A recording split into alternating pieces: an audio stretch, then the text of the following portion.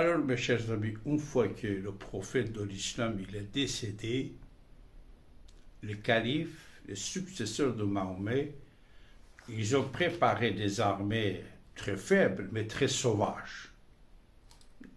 Les musulmans, mes chers amis, vous êtes de n'importe quel pays, vous venez des grandes civilisations anciennes. Écoutez bien ce que je vous dis. Et après la mort du prophète de l'islam, ils ont attaqué les autres civilisations, les autres pays, et grâce à toutes ces guerres-là, ils ont changé la langue, la civilisation, la culture et la religion de grandes civilisations de l'époque, autour de la péninsule d'Arabie Saoudite. Alors, dans le pouvoir arabe, un conflit va commencer. C'est quoi ce conflit? Écoutez bien, la suite.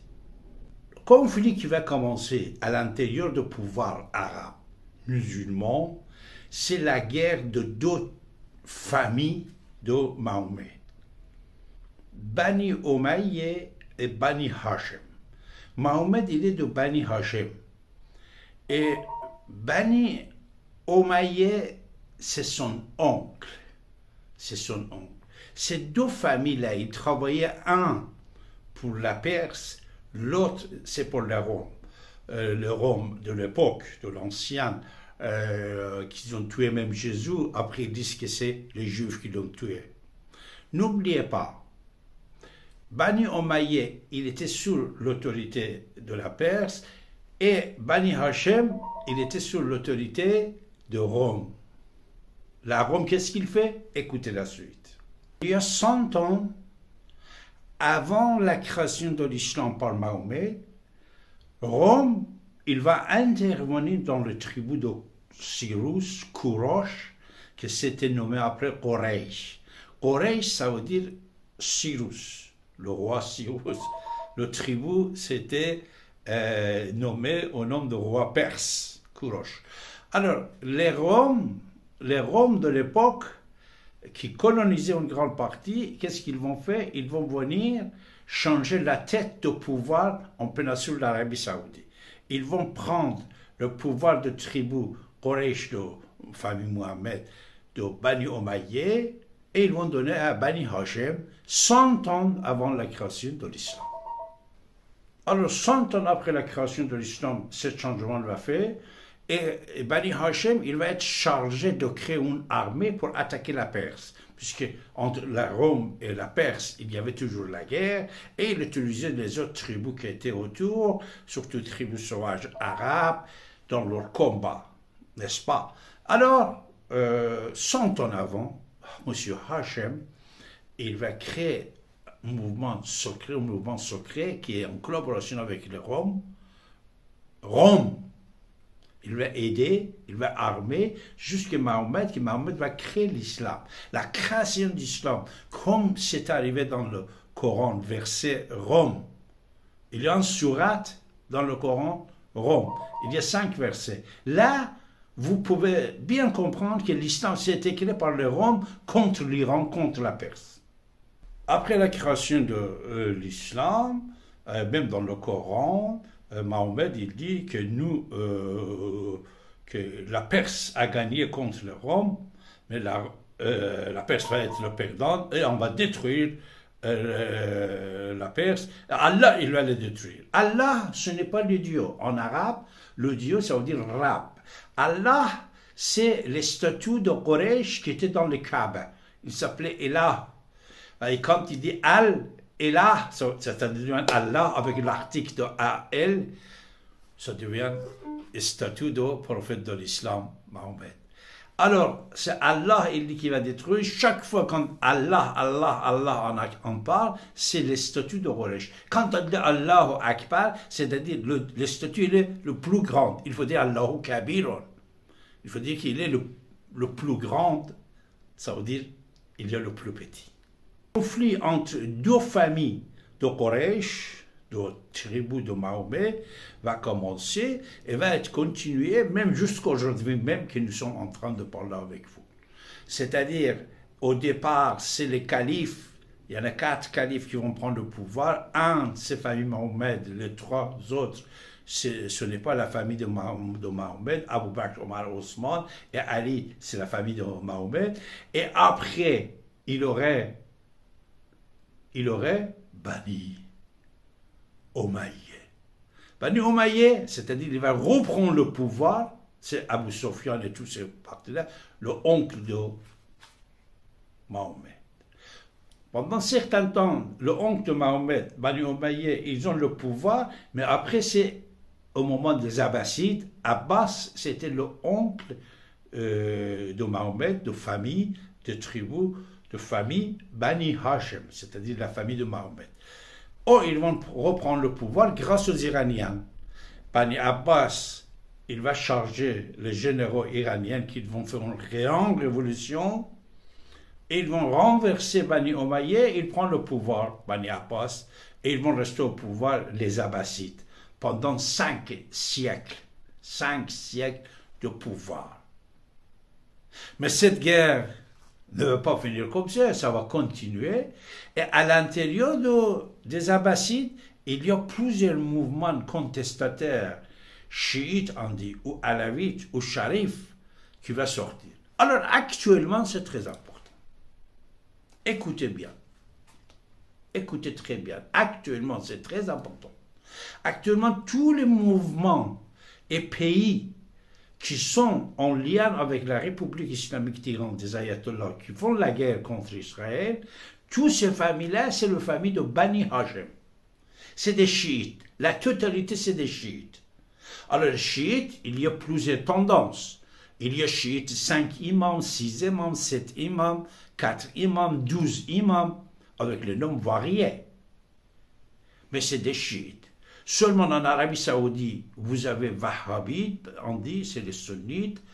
Par exemple, en Égypte, sunnites, ils ne sont pas chiites. Pourtant, il y a beaucoup de Fatimiyin, beaucoup de chiites en Égypte. Même le pouvoir n'est pas chiite. Mais par contre,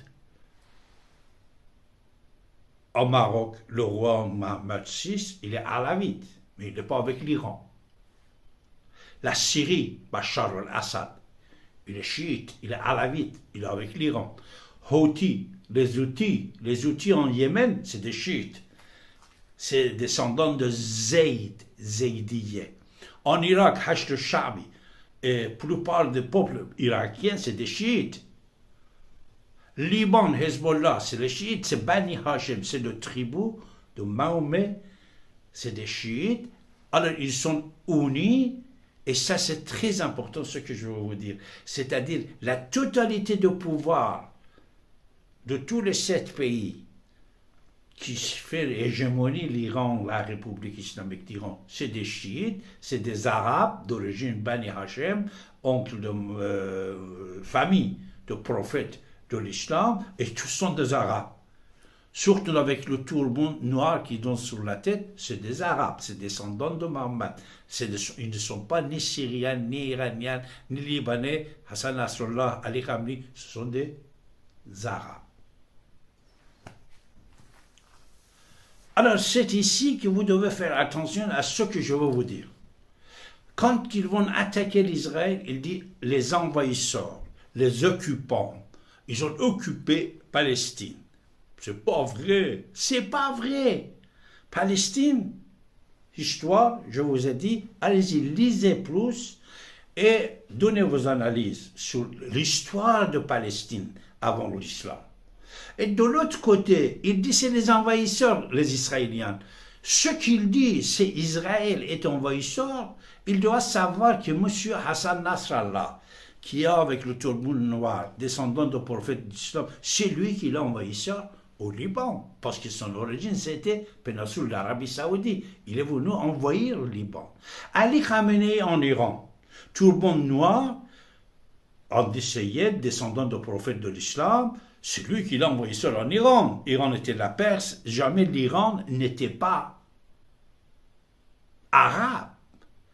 C'est les enfants de Mahomet qui sont au pouvoir. La même chose pour Ayatollah Sistani, Mortada Saad, tous les chefs chiites qui sont en Irak avec le turban noir, c'est les Arabes, sauf les Kurdes. Les Kurdes, c'est d'origine perse, premier peuple de plateau persan. La même chose, vous avez la même chose chez les outils. Les outils, c'est des chiites zaïdiyes. Zaïdiyes, c'était descendants de prophètes de l'islam, c'était leur chef chiite depuis des siècles. La Syrie, Bachar al-Assad, qui est le fils de Hafez al-Assad, c'est un alavite chiite. Alors le chiisme, n'oubliez pas, quand quelqu'un dit le chiite, il est alavite, zaidi, houthi, sharif, fatimiyyin aussi. Ce sont des descendants arabes qu'ils ont envahir. Ils ont occupé les pays des grandes civilisations. Les occupants d'aujourd'hui, c'est les Arabes en Iran, Ali Khamenei et tous les ayatollahs. C'est des occupants. Ils sont des envahisseurs. Ils sont venus d'Arabie Saoudite. Monsieur Nasrallah, c'est un arabe, d'origine arabe. Alors, il est venu envahir le Liban. Les outils, la même chose, et Bachar al-Assad, la même chose et tout. 7 points que David il vient de vous donner aujourd'hui est très important. Vous devez élargir ce discours dans le monde. Ne pas avoir peur pour pouvoir donner des informations correctes aux gens. Israël n'est pas envahisseur puisque Palestine est devenue musulman il y a quelques centaines d'années et par l'attaque des califes musulmans. Ils ont attaqué, ils ont imposé l'islam. Mais depuis toujours, Palestine était pays des Juifs. S'il vous plaît, soyez rationnels, pas fanatiques. Une chose que je vais vous dire, écoutez, restez avec nous, ça c'est très important. Pourquoi en Occident, après cette histoire de 7 octobre, l'attaque criminelle des Palestiniens vers Israël, pourquoi il y a un énorme racisme qui a été venu sur le scène, 1000%. CRIF, il a annoncé 1000%, mais même plus que ça. Pourquoi? Puisqu'en Occident, n'oubliez pas, comme Sarkozy l'a dit, comme Gérard Darmanin il a dit, comme beaucoup de hommes politiques, ils ont dit, il y a un raciste antisémite caché. Certains, en Europe, même en Occident, ils pensent que Jésus était assassiné. Ils disent à moi, à toi, tous les jours, il dit, actuellement, il dit.